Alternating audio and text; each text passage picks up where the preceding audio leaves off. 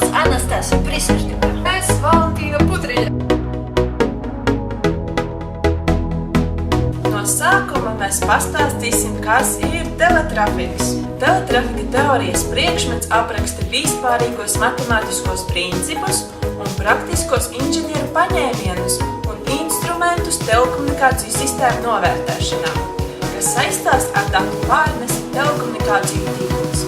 Teletrafika teorijas kursa pamatuzdevums ir telekomunikāciju tīkla elementi iepazīšana no veiktspējas sistēmas peļņas klienta apkalpošanas viedokļa, kā matemātiski instrumenti sistēmu aprakstīšana tiek lietoti. Statistika, rindošanas teorija. Teletrafika priekšmeta studiju laiku iegūtas prasmes un zināšanas mums ļaus novērtēt trafika raksturu, veidot praktiskus moduļus, veikt trafika moduļu parametru mērījumus un simulācijas ar mērķi prognozēt telekomunikāciju tīklu uzveidību, plānot izmaiņas esošos tīklu un konstruēt jaunus tīklus.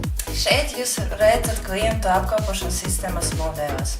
Landa, pienākušas klientu plūsma, rinda, serveris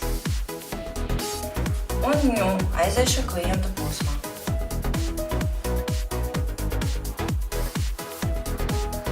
Tagad mēs pastāstīsim par Lidl formulām. PRN – vidējā cilvēku skaits sistēma. Tā ir landa pilna koša klientu plūsmā.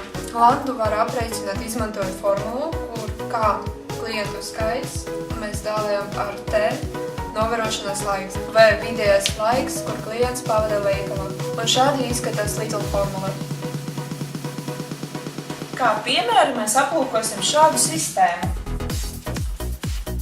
Kā klientu skaits ir 7, novērošanas laiks ir 9. Kā jau minējām, landu aprēķina K dalīts ar T, tātad 7 izdalam ar 9, landai 7/9. Tagad mums vajag aprēķināt laiku, ko klients pavada sistēmā. No sākuma aprēķināsim to laiku, ko klients pavada rindā. Mūsu piemērā rindā pavada 3 sekundes, tātad būs 3 dalīts ar 7. Pēc tam aprēķināsim laiku, ko klients pavada serverī. Tātad 7 dalīts ar 7. Tātad kopējo laiku, ko klients pavada sistēmā, mēs varam aprēķināt, saskaitot laiku, ko viņš pavadīja gaidot, un laiku, ko viņš pavadīja serverī. Tātad mums jāsaskaita 3/7 plus 7/7 kopā sanāk 10/7. Tātad pēc Lidl formulas mēs sareizinām landu un laiku, ko klients pavadīja sistēmā. Un mūsu rezultāts ir 10/9.